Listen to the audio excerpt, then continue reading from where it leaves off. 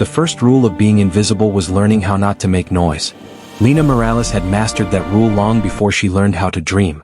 She moved through the Hartwell Tower executive floor the way shadows slipped along walls, quiet, unnoticed, expected to be there but never acknowledged. Her cart rolled softly across marble floors worth more than her entire apartment building. Her gloves smelled faintly of lemon disinfectant. Her uniform, faded blue and stitched with a name no one ever bothered to read, blended perfectly into the background of wealth. At 9:47 p.m., the offices were empty. At least they were supposed to be. Lena wiped fingerprints from a glass conference table overlooking the city, the skyline glittering like a promise she'd learned not to believe in. Outside, Manhattan pulsed with life. Restaurants, laughter, opportunity. Inside, she cleaned the aftermath of people who had all of that and never noticed the hands that made it possible. Tonight was different. Tonight, her heart beat faster than her mop strokes. Inside her backpack, folded carefully between a pair of worn sneakers and a makeup pouch she'd bought secondhand, was a dress she hadn't worn in over a year. Black. Simple. Elegant. The kind of dress that made people look at you twice, if they were willing to look at all. She had exactly 25 minutes. 25 minutes to change, catch the subway, and make it to the Community Arts Center on 14th Street before the doors closed. Tonight was the final callback for a grant-funded leadership fellowship, one she hadn't told anyone about. Not her coworkers. Not her supervisor. Definitely not the billionaire CEO whose office she cleaned 3 nights a week. Lena had learned the hard way that hope was safest when kept quiet. She pushed her cart into the janitor's closet near the executive wing and locked the door behind her. Her hands trembled as she changed. The uniform came off. The dress went on. Her hair, usually pulled into a tight bun, fell freely around her shoulders. She stared at her reflection in the cracked mirror. For a moment she barely recognized herself.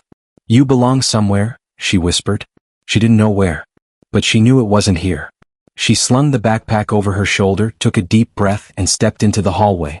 That's when the elevator chimed. The sound echoed like a gunshot. Lena froze. The elevator doors slid open and out stepped Richard Hale, founder, billionaire, and the man whose name was etched into the building's glass facade in letters tall enough to block the sun. He wasn't supposed to be there. His suit was dark charcoal, perfectly tailored. His expression sharp, distracted, the kind of face that had closed deals and ruined careers without ever raising its voice. He was mid-call, speaking quietly into his phone as he walked. Then he looked up and saw her. The silence snapped tight between them. His eyes moved from her heels to her dress to her loose hair, then back to her face. Confusion flickered, quickly replaced by irritation. Lena's stomach dropped. She knew that look. She'd seen it directed at assistants, interns, vendors, people who were out of place. He ended the call without a goodbye. "Where do you think you're going dressed like that?" he said. The words weren't shouted. They didn't need to be. They landed heavy, dripping with assumption. Lena felt the heat rush to her face, but she didn't look away. "I'm leaving," she said. Richard's eyebrow lifted slightly. "You're on shift." "My shift ended 15 minutes ago." He took a step closer. His presence filled the hallway, expensive cologne mixing with polished authority. "You don't leave executive floors looking like you're headed to a gala." "I'm not going to a gala." His eyes narrowed. "Then explain." The old Lena would have apologized. The old Lena would have stammered, lied, or shrunk back into the uniform she'd already removed. But something inside her, something tired of being stepped over, stood up straight. "I don't need permission to exist outside this building," she said calmly. The air shifted. Richard blinked, clearly not expecting resistance. "Do you know how that looks?" "Yes," Lena replied. "It looks like someone who refuses to be invisible." For a moment he just stared at her. "You're the cleaning lady," he said flatly, as if stating a fact should end the conversation. "And you're a man who assumes that defines me." His jaw tightened. "You think you can just walk out of here dressed like that and no one will ask questions?" "I hope they do," she said. "Maybe then they'll finally listen." Silence. Then something unexpected happened. Richard laughed. Not mockingly. Not cruelly. Softly. Almost disarmed. "You've got nerve," he said. "I've got purpose." "Doing what?" he challenged. Lena met his gaze. "Changing my life." For a split second, something flickered behind his eyes, curiosity, maybe even doubt. But it vanished as quickly as it appeared. "You won't last," he said. "People like you never do." Lena smiled. "That's what they said about you once too." He stiffened. She stepped past him, heels clicking confidently toward the exit. Behind her, Richard Hale watched, truly watched, as the woman he'd never noticed walked out of his building carrying something far more dangerous than defiance. She was carrying momentum. Lina Morales didn't look back as she stepped into the night. The cool air hit her skin like a baptism, washing away the smell of disinfectant and polished arrogance. Her heart pounded, not from fear but from adrenaline. She had done it. She had walked past the man whose name dominated the skyline without apologizing, without shrinking. She didn't know yet that Richard Hale stood frozen in the hallway long after the elevator doors closed. For the first time in years he felt unsettled. The Community Arts Center buzzed with energy when Lina arrived. The building was old, paint peeling at the corners, but inside it pulsed with something rare, belief. People of all ages and backgrounds filled the folding chairs, clutching resumes, portfolios, and dreams that had been rejected too many times to count. Lina checked in quietly. "Name?" the volunteer asked. "Lina Morales." The woman smiled. "You're early." "That's good." "Early. Prepared. Ready." Words Lina had never heard used about her before. As she waited, Lina's mind drifted, not to the confrontation, but to the years that had led her here. To her mother who cleaned hotel rooms until her knees gave out. To late nights studying under flickering lights. To learning how systems worked, who they favored and who they crushed. She wasn't chasing attention. She was chasing agency. When her name was called, she walked into the interview room steady and composed. She spoke about leadership not as a buzzword but as responsibility. About justice not as anger but as structure.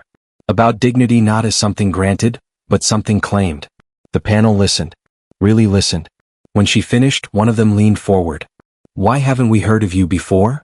Lina smiled softly. "Because I was busy surviving." The next morning, Richard Hale sat in his corner office staring at the city he owned pieces of. He hadn't slept. He replayed the moment again and again, the way she hadn't flinched, the way she spoke like someone who had already decided she mattered. It irritated him more than any failed negotiation ever had. He buzzed his assistant. "Find the cleaning woman from last night?" he said. "Which one?" Richard paused. He didn't know her name. "That's the problem," he muttered. By noon the story had spread.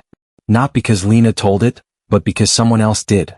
A junior executive had witnessed the exchange. A phone camera had caught just enough audio. The clip made its way into internal chats first, then beyond. CEO confronts cleaning staff over appearance. Power trip or policy enforcement? Who decides who belongs? Richard watched the headlines stack up with disbelief. He wasn't used to being questioned.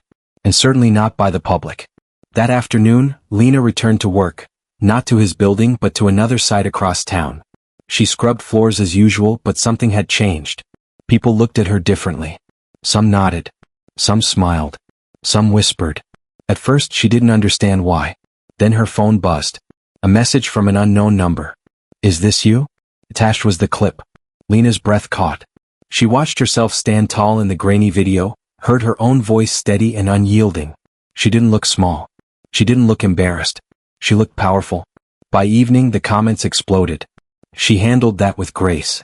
Why do we assume worth by uniforms? Respect should be standard, not conditional.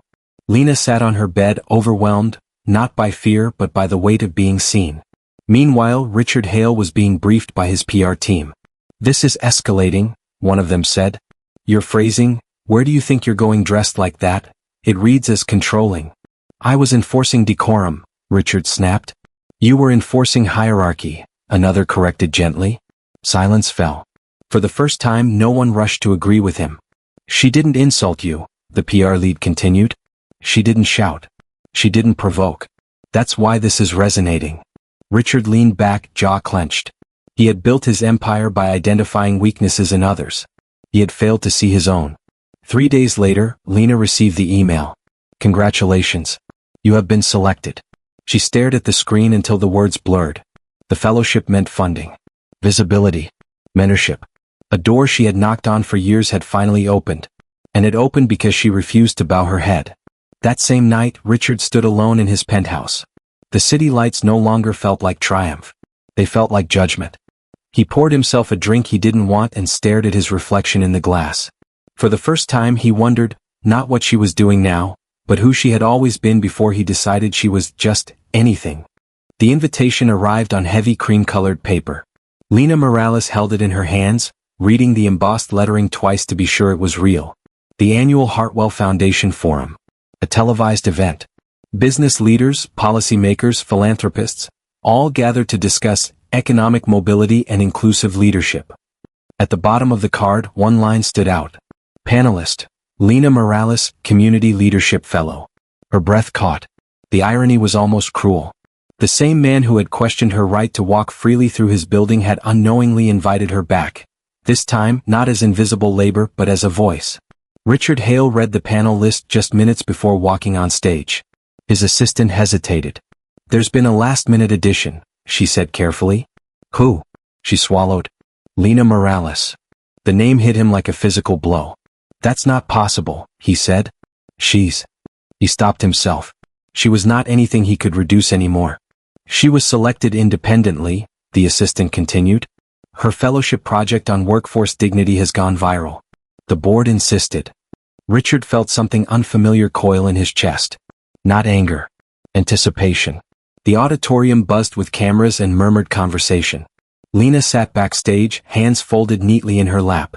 She wore the same black dress, not because it was symbolic, but because it reminded her who she had chosen to become.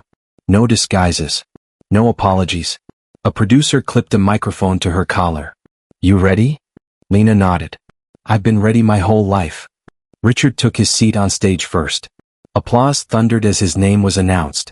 He smiled automatically, the polished expression of a man used to admiration. Then the moderator spoke. "Our next panelist brings a perspective rarely centered in rooms like this, but desperately needed." Lina stepped into the light.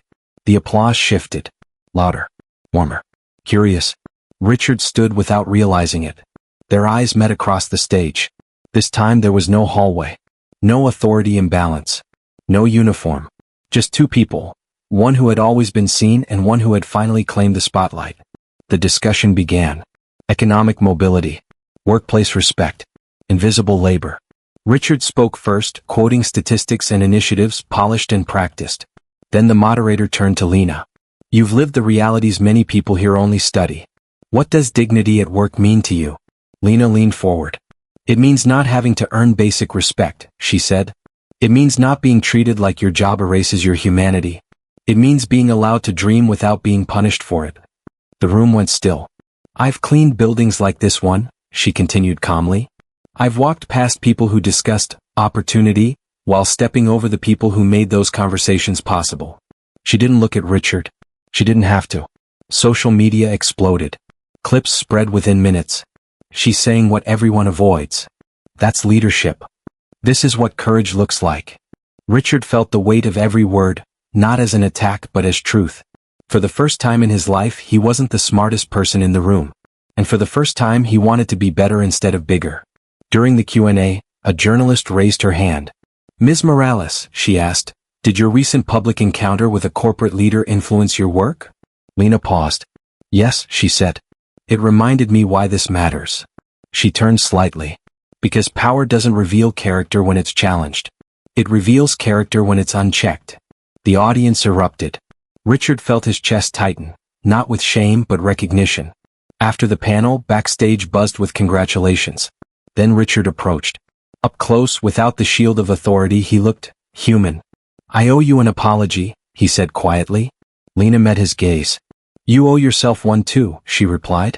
He nodded. "I thought success meant control," he admitted. "You showed me it means accountability." She studied him for a moment. "Then don't just say it," she said. "Prove it." That night, Richard made a decision that would shock his board. And Lina walked away knowing something far more important than recognition had been achieved. Balance. The announcement came at 8 a.m. sharp. Every major outlet carried it within minutes. Richard Hale announces immediate corporate reforms following public accountability. Employees across Hartwell Tower stared at their phones in disbelief. Mandatory dignity training. Wage restructuring. Independent worker councils. Scholarship pipelines for custodial, service, and contract staff. Anonymous reporting protections. Public transparency audits. This wasn't a press release. This was a reckoning. Richard stood before his board later that morning, hands resting flat against the conference table he'd once ruled from unquestioned. "This will cost us," one director said sharply. "Yes," Richard replied. "But it will save us." You're risking investor confidence. No, he said calmly. I'm rebuilding human confidence. Silence followed. For the first time, no one interrupted him. Across the city, Lena watched the news from a small cafe, hands wrapped around a chipped mug of coffee she couldn't quite finish. Her phone buzzed nonstop. Messages from coworkers, strangers, organizers, people who had never felt allowed to speak before. I saw you. You spoke for us. Because of you, my supervisor apologized. Lena swallowed hard. This was bigger than her. And yet, it had started with her refusing to lower her eyes. Later that day, Richard requested a private meeting. No assistants. No cameras. Just 2 chairs facing each other. I'm stepping down as CEO, he said quietly. Lena froze. You're what? I'll remain on the board, he continued, but leadership needs credibility, and right now mine comes with baggage. She searched his face looking for calculation. Found none. Why tell me? She asked. Because you changed the trajectory, he said. And you deserve to know the impact of standing your ground. Lena exhaled slowly. Change doesn't come from guilt, she said. It comes from responsibility. That's why I'm doing this. The following week, Hartwell Tower transformed. For the first time, custodial staff were invited, not required, invited, to company forums. Their feedback shaped policy. Their names were spoken. Their presence acknowledged. A mural appeared in the lobby. It depicted workers of every role side by side. At the center, not a CEO, but a woman standing tall, eyes forward. Lena didn't pose for it. She didn't need to. Richard watched the transformation from a distance. Without the spotlight, without the armor of authority, he learned something startling. Listening was harder than commanding, but infinitely more powerful. Lena, meanwhile, received offers she never expected. Speaking engagements, consulting roles, leadership fellowships extended. But she chose carefully. She didn't want to be inspirational decoration. She wanted structural change. At a community meeting weeks later, Lena addressed a room filled with people who looked like she once did, tired, overlooked, unsure if dreaming was still allowed. Respect isn't something we beg for, she said gently. It's something we practice, first with ourselves. Applause filled the room. Not thunderous. Steady. Earned. Richard attended anonymously, seated in the back. No one recognized him. And for the first time that felt right. The city didn't notice the change at first. Cities rarely do. They keep moving, keep shining, keep rewarding the loudest voices. But beneath the glass towers and boardrooms, something quieter had begun to shift. Something that didn't need headlines to exist. Lena Morales felt it every morning when she walked down the street with her head high. Not because people recognized her, but because she recognized herself. 6 months after the forum, Lena stood in front of a classroom filled with janitors, security guards, cafeteria workers, and contract staff from across the city. Some wore uniforms. Some wore borrowed blazers. All wore the same expression, hope mixed with disbelief. This program isn't charity, Lena said clearly. It's access. She spoke without notes. She didn't need them. These systems weren't built for you, but that doesn't mean you don't belong in them. It means they need to change. She saw tears. Nods. Straightening shoulders. This was the room she had always been meant to stand in. Across town, Richard Hale watched the same moment unfold, not on television, but through a live stream sent by someone who didn't know who he was. He sat alone in a modest apartment now. No penthouse. No staff. Just quiet. He had expected regret. What he hadn't expected was peace. For the first time in decades, his value wasn't measured in influence, but in integrity. The media eventually moved on. There was always another scandal, another billionaire, another headline. But inside Hartwell Tower things stayed different. Custodial workers chaired committees. Entry-level employees spoke freely. Pay gaps narrowed. Turnover dropped. Respect had become policy. One afternoon, Lena returned to the building, not as an employee but as a consultant. She walked the same hallway. Same marble floors. Different energy. People smiled. Greeted her by name. She paused near the elevator. For a moment, memory flickered.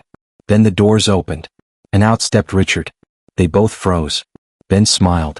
Looks like you're going somewhere important, he said softly. So are you, Lena replied. They stood there, not as symbols, not as opposites, but as equals who had both learned the same lesson from different sides of power. I never thanked you, Richard said. You don't need to, she answered. Just don't forget. I won't. Later that night, Lena walked home under streetlights that felt warmer than before. She thought about the dress, the hallway, the question meant to put her in her place. She smiled. Because she had answered it, not with words but with transformation.